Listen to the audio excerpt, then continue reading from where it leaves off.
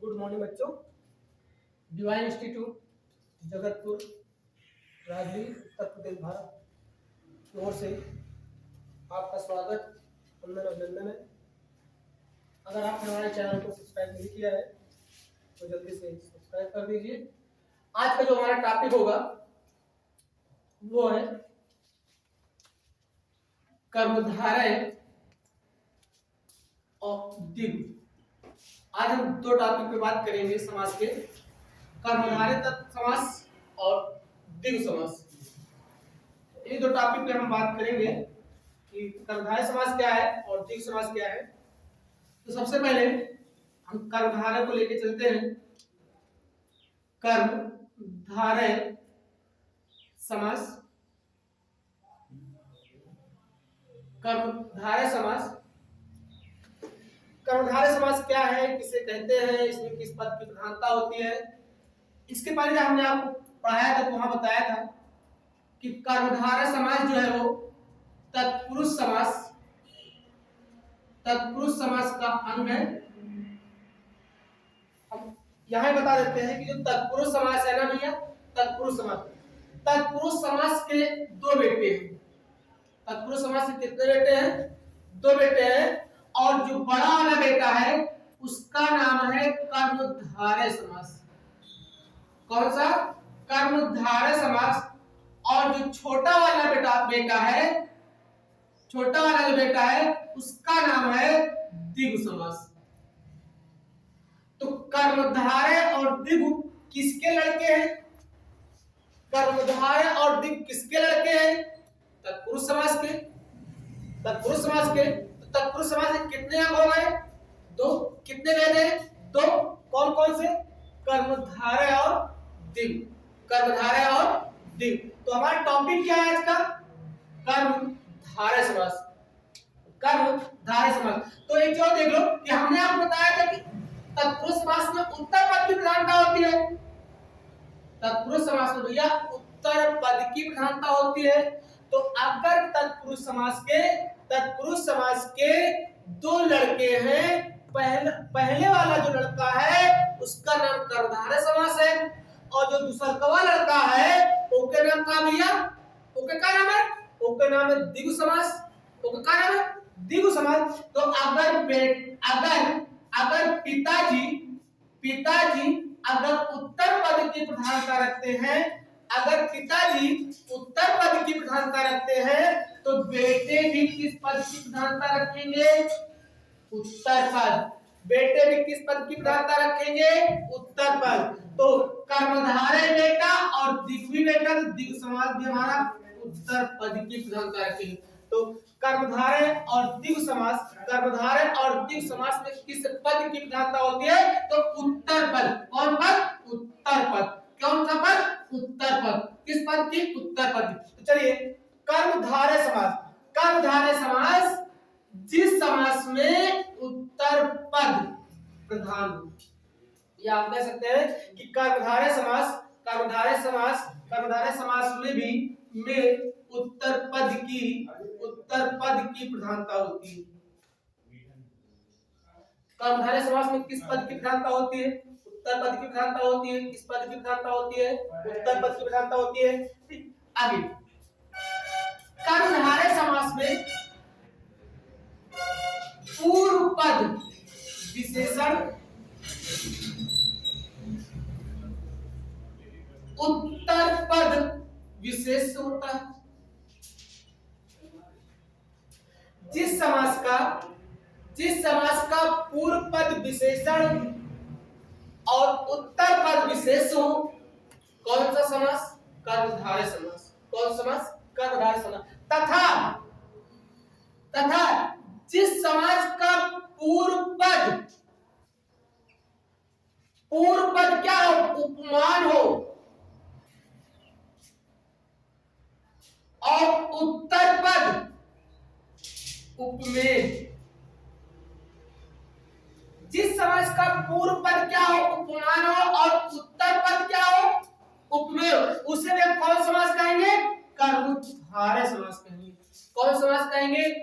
कर्मधारय समास। जिस समास का पूर्व पद विशेषण तथा उत्तर पद विशेष हो उसे कौन सा कहेंगे? कर्मधारय। और जिस समास का पूर्व पद उपमान और उत्तर पद उपमेय हो उसे भी हम कर्मधारय समास कहेंगे। यहां तक बात समझ में आई गया? ये विशेषण और ये विशेष, ये विशेषण है और ये विशेष है। तो विशेषण किसे कहते हैं और विशेष किसे कहते हैं? तो विशेषण, जो विशेषण होता है वो संज्ञा या सर्वनाम की विशेषता को बताता है। जो संज्ञा या सर्वनाम की विशेषता को बतलाएगा वही क्या कहलाएगा? विशेषण। क्या कहलाएगा? विशेषण। यानी संज्ञा दिया गया हो और सर्वनाम दिया गया हो। क्या दिया गया हो?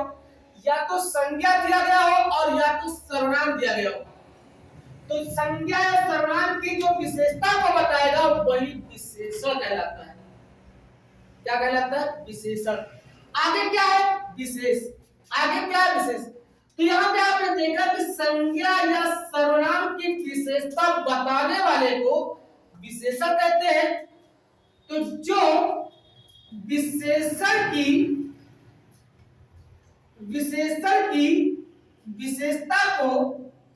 विशेषता को बतलाएगा या बतलाता है वही विशेष कहलाता है। समझ पाएगा कि संज्ञा दिया गया हो या सर्वनाम दिया गया, उसकी जो विशेषता बतलाएगा वही विशेषण कहलाएगा। वही क्या कहलाएगा? विशेषण। और जो विशेषण होगा उसकी जो विशेषता को बतलाएगा वही क्या कहलाएगा? विशेष कहलाएगा। क्या कहलाएगा? विशेष कहलाएगा। तो हम यहाँ कह सकते हैं, बता दें आपको, विशेष ही होता है हमारा संज्ञा। विशेष का मतलब संज्ञा। विशेष का मतलब संज्ञा। कहीं पर संज्ञा दी गई है तो संज्ञा दी गई तो मतलब विशेषण ने बताया, विशेषण ने बताया कि विशेषण बताया इसकी विशेषता को। तो भैया यहाँ पे विशेष है, विशेष। तो जो विशेष है वो विशेषण की विशेषता को बतलाएगा। विशेषण की विशेषता को बतलाएगा तो वही क्या हो जाएगा? विशेष कहलाएगा। तो विशेष क्या है? संज्ञा। विशेष किसे कहते हैं? संज्ञा भी कहते हैं। चलिए आगे हमारा है पूर्व पद उपमान और उत्तर पद उपमेय। ये उपमेय और उपमान क्या है? देखो उपमेय अलंकार आपने पढ़ा होगा, जब आगे अलंकार पढ़ाएंगे इसमें बताएंगे आपको कि उपमेय और उपमान क्या है। लेकिन यहाँ आपको थोड़ा बता देते हैं साइड में। जिसकी तुलना की जाए, जिसकी तुलना की जाए,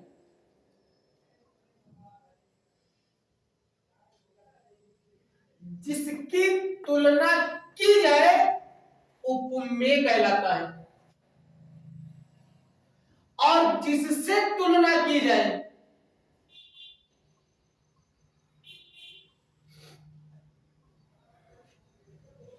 जिसकी तुलना की जाए उपमेय, और जिससे तुलना की जाए उपमा। जैसे हम हैं,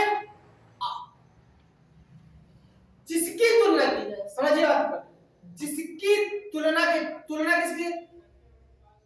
हमारी तुलना की जाए, हम जिसकी सामने वाले से।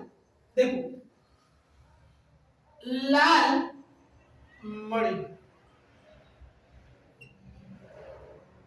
वह लाल हम मणि, समझिएगा, वह लाल हम मणि।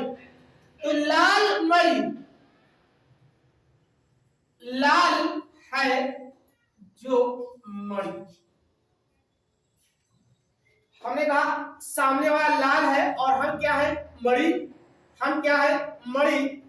तो हमने बताया कि जिसकी तुलना की जाए, हम मणि है तो हमारी तुलना की जा रही, तो मतलब मणि की तुलना की जा रही।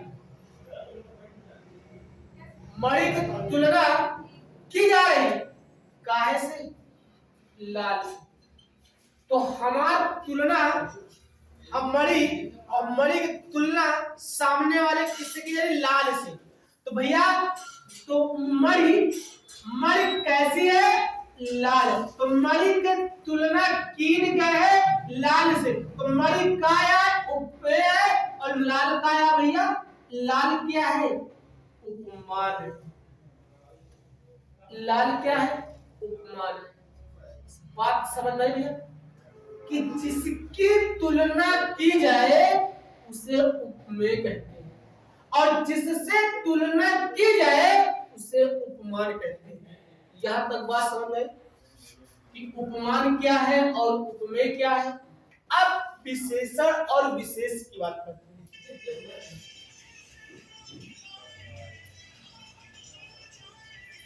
विशेषण और विशेष की बात करते हैं।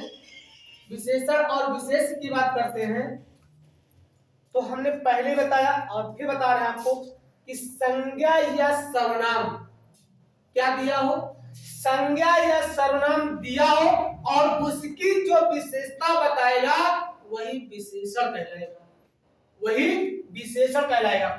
और जो विशेषण की विशेषता को बतलाएगा वही क्या कहलाएगा? वो क्या कहलाएगा? विशेष कहलाएगा। अब यहाँ पे दिया है लाल है जो मणि, तो सबसे पहले हमको इसमें ढूंढना क्या है? ढूंढना क्या है? संज्ञा ढूंढना। क्या ढूंढना भैया? संज्ञा। तो संज्ञा हमारा क्या है? संज्ञा हमारा क्या है? संज्ञा हमारी क्या है? मणि। संज्ञा हमारी क्या है? मणि। तो हमने कहा संज्ञा या सर्वनाम, संज्ञा या सर्वनाम की जो विशेषता को बतलाएगा वही क्या कहलाएगा? विशेषण। तो संज्ञा क्या है? मणि। तो मणि की विशेषता को कौन बतला रहा है? मणि की विशेषता को लाल बता रहा है। कौन बता रहा है? लाल। तो उसकी मणि कैसी है? तो मणि भैया हमारी लाल है। तो लाल का है? मणि की विशेषता बताई जा रही है, मणि की विशेषता। तो मणि संज्ञा और संज्ञा की जो विशेषता को बतलाता है वही विशेषण कहलाता है। वही क्या कहलाता है? विशेषण कहलाता है। आगे विशेष, हमने कहा जो विशेषण की विशेषता को बतलाता है, जो विशेषण की विशेषता को बतलाता है वही क्या कहलाता है? क्या कहलाता है? विशेष। और हमने आपको बताया कि विशेष का मतलब ही है संज्ञा। अगर कहीं पर संज्ञा दिया गया है, क्या दिया गया हो? संज्ञा। और यहाँ पे मणि लिखा है और मणि काया है, मणि हमारा संज्ञा है। मणि का है? संज्ञा। तो संज्ञा आए तो बताए पीछे की संज्ञा है तो वह विशेष है, संज्ञा है तो विशेष है। आप देखो जो विशेषण की विशेषता को बतलाएगा वही विशेष कहलाएगा ना, क्या करेगा? विशेष। अब यहाँ विशेषण का है? लाल। विशेषण का है तो विशेषण की विशेषता को बतलाने जा रहा है कौन? विशेष। तो विशेष का है? संज्ञा। यानी जो लाल है ना, लाल, लाल का है? लाल का है तो लाल मणि है। लाल का है? मणि। तो विशेषण का है? लाल। विशेषण का है? लाल है तो है, तो लाल का क्या बता रहा है कि लाल का है? मणि। लाल का है? मणि। लाल का है? मणि। और भैया हमने बताया कि संज्ञा, संज्ञा, संज्ञा ही हमारा क्या होता है? विशेष। कोई भी उदाहरण आ जाए और उसमें पूछा जाए विशेषण और विशेष तो मत ढूंढो संज्ञा, करो संज्ञा। संज्ञा हमार विशेष हो जाए और जो संज्ञा के विशेषता बताई वही हमार विशेषण। यहां तक बात समझ में आई भैया? आगे अब कर्मधारय समझ तो हो गया कि पूर्व पद विशेषण, उत्तर पद विशेष या पूर्व पद उपमान, उत्तर पद उपमेय। अब देखिए कर्मधारय समास की ट्रिक, जिसको हम हिंदी में बोलते हैं जुगाड़, है ना? जैसे आप लोग कहते रहते जुगाड़ उगाड़ लगा दो एक चूर तो जल्दी से हमारा हो जाए, है ना? तो यहाँ कर्मधारय समास का जल्दी से हल करे के लिए ट्रिक बनाई गई है, मतलब जुगाड़ बनावा गया है कि कौनो भी पद दिया जाए उसका कितनी जल्दी से जल्दी हल कर लिया गया, वही पे जुगाड़ आया। तो कोई भी पद दिया गया हो और उस पद का विग्रह करते समय, क्या विग्रह करते समय यदि बीच में, कहा बीच में, किसी भी पद का विग्रह करते समय यदि बीच में है जो के समान रूपी, बीच में क्या लग जाए, है जो के समान रूपी, रूपी किसी भी पद का विग्रह किया जाए, कौनो पद दी जाए उसका विग्रह करो, बीच में क्या लग जाए, है जो लग जाए, है जो नहीं, है जो के समान रूपी शब्द अगर लग जाएगा तो कुछ नहीं करना है, आपको में दिया रहे कर्मधारय समास, आप से आराम से टिक कर दी। देखो यहाँ पे हमने बताया लाल मणि, या कह सकते हैं नील गगन, एक पद दिया है ना, और पूछा गया कि नील गगन में कौन सा समास है ना, कौन सा समास है।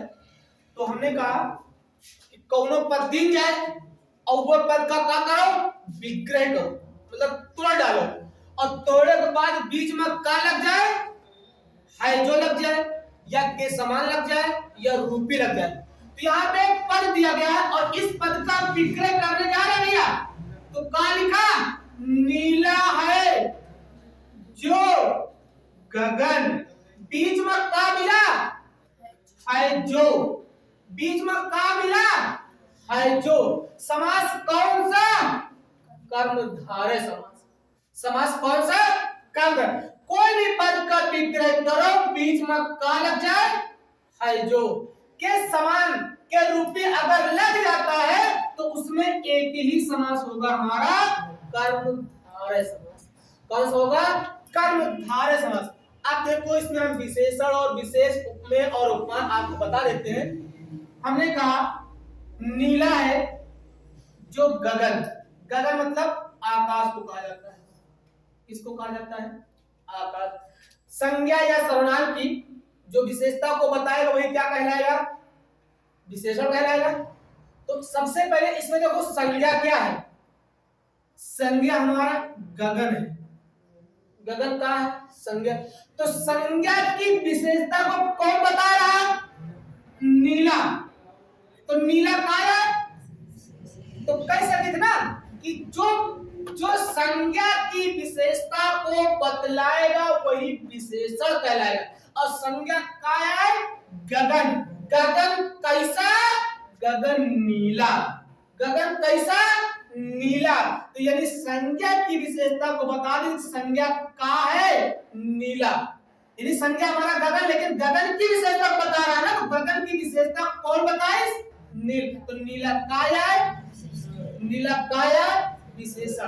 अब आगे देखो, हमने कहा आपको जो विशेषण की विशेषता को बताएगा वही क्या कहलाएगा, विशेष कहलाएगा। क्या कहलाएगा, विशेष। तो हम फिर से बता देते हैं कि संज्ञा ही विशेष कहलाती है, जो संज्ञा है वही विशेष है, जो संज्ञा है वही विशेष है। कौनो भी अगर पद दी जाए विग्रह करो और संज्ञा ढूंढो, विग्रह करो संज्ञा ढूंढो, संज्ञा मिला तो विशेष मिल गया। ठीक, अब देखो जो विशेषण की विशेषता को बताए, यानी विशेषण क्या है, नीला, विशेषण क्या है, नीला, नीला क्या है, नीला क्या है, तो नीला गगन है, नीला क्या है, गगन, और गगन मतलब आकाश, गगन मतलब आकाश। हमारा नीला क्या है, गगन है, गगन है, गगन मतलब आकाश। तो जो गगन है या विशेषण है और जो नीला है ये विशेषण है। अब हम बात कर लेते हैं उपमान और उपमेय की, जिसकी तुलना की जाए और जिससे तुलना की जाए। ठीक, देखो यहां लिखा है जिससे और यहां पर लिखा है जिसकी, दोनों में बहुत बड़ा अंतर है।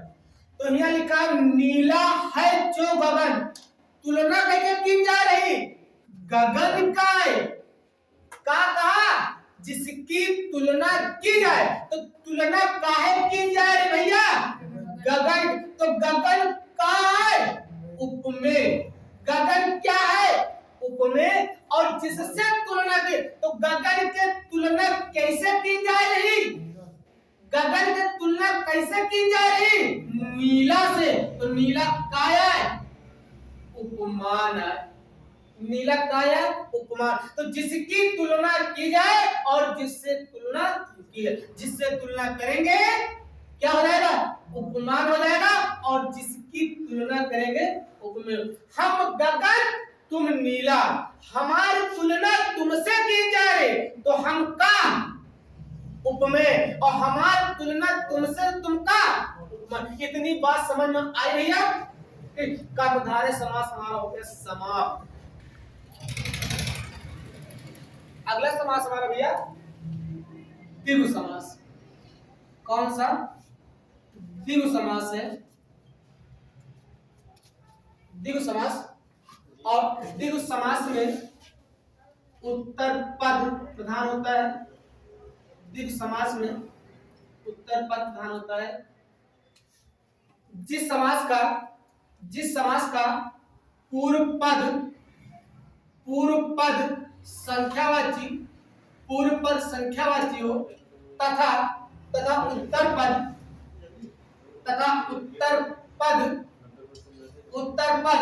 अर्थ की दृष्टि से समूह बनाता हो। पूर्व पद क्या हो, संख्यावाची हो, उत्तर पद क्या हो, अर्थ की दृष्टि से समूह बनाता हो, या समूह कह सकते हैं। पूर्व पद संख्यावाची, उत्तर पद समूह, उत्तर पद समूह। देखिए कैसे, जैसे कहा जाए पसेरी, पसेरी का लिखा भैया, अब पूछा कि पसेरी में कौन सा समास है, तो पसेरी का है, जैसे आपसे कहा गया कि जाओ बाजार चले जाओ भैया, वहां से एक पसेरी आलू लेता हूं, है ना, बाजार चले जाओ भैया, वहां से एक पसेरी आलू लेता हूं, तो पसेरी में समास कौन सा, द्विगु समास। क्यों ऐसे, पहला पद संख्यावाची 5, पहला पद संख्यावाची का 5 शेरों का समूह,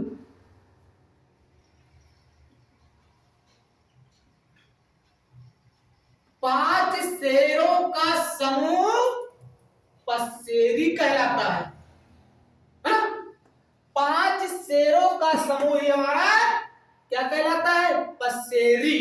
जिसे हम कहें बाजार गए, हम कहा भैया हमका एक पसेरी आलू दे दियो, तो वह एक पसेरी तौली यानी 5 किलो, कितने किलो तौली, 5 किलो तौली, तो वही का हम कहा कही थी पसेरी, एक पसेरी आलू लावा, तो पसेरी मतलब कितने शेरों का समूह है, 5। तो पहला पद संख्यावाची, उत्तर पद अर्थ की दृष्टि से समूह बनाता है, तो पहला पद संख्यावाची मिला द्विगु समास। अगला पंचवटी का लिखा भैया, पंचवटी, तोड़े दे 5 वटों का समूह,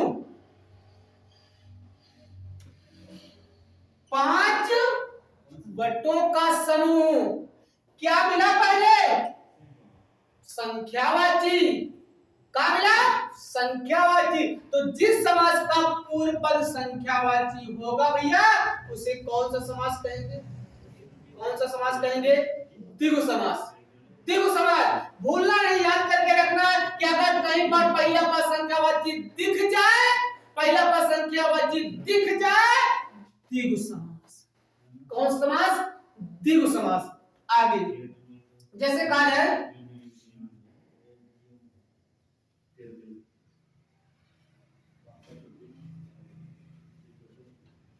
आगे, अगला है उदाहरण हमारा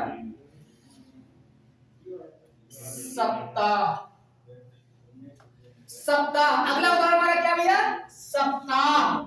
सप्ताह क्या है? सप्ताह क्या है? महीना होता है। महीना, महीना का होता है? दिन होता है। महीना का होता है? दिन। तो जो दिन होता है ना, दिन, आज, आज कौन सा दिन है? शनिवार, कल इतवार, सोमवार, मंगलवार, बुधवार, बृहस्पतिवार, शुक्रवार, शनिवार। तो इन्हीं 7 दिनों, यानी 7 दिन जब मिल जाती, 1 2 3 4 5 6 7, यानी ये 7 दिन जब मिल जाती तो पूरे दिन का क्या है? 7 दिन का मिलाकर हम क्या बोलकर सप्ताह कहेंगे। क्या कहेंगे? सप्ताह। तो यानी 7 दिनों का, 7 दिनों का समूह। कितने दिन का समूह? 7 दिन का। जैसे आज सोमवार है, कल मंगलवार, परसों बुधवार, बृहस्पतिवार और शुक्रवार, शनिवार और इतवार, यानी इसको हम बोलते हैं रविवार। तो सोमवार, मंगलवार, बुधवार, बृहस्पतिवार, शुक्रवार, शनिवार और रविवार। फिर अगला दिन हमारा कौन सा हो जाएगा? रविवार के बाद फिर अगला क्या है? सोमवार। तो यानी इन सबका मिलावा, इन सबका जोड़ा तो क्या मिला? सप्ताह। क्या मिला? सप्ताह। तो सप्ताह का जब हम विग्रह किया तो विग्रह कर क्या मिला? पहला पद संख्यावाची, उत्तर पद अर्थ की दृष्टि से समूह, यानी 7 दिनों के समूह को हम सप्ताह कहते हैं। 7 दिनों के समूह को हम क्या कहते हैं? सप्ताह कहते हैं। तो कहीं पर भी आपको अगर पूर्व पद संख्यावाची और उत्तर पद अर्थ की दृष्टि से समूह बनाता हो, अगर दिख जाए भैया, तो उसमें आपको बता देना है द्विगु समास। कौन समास? द्विगु समास। और द्विगु समास भी हमारा हो गया समाप्त। और उम्मीद करते हैं कि जितने भी हमारे समास समाप्त हुए हैं, अव्ययभाव समास, तत्पुरुष समास, कर्मधारय समास, द्विगु समास, सारे के सारे समास समझ में आया होगा।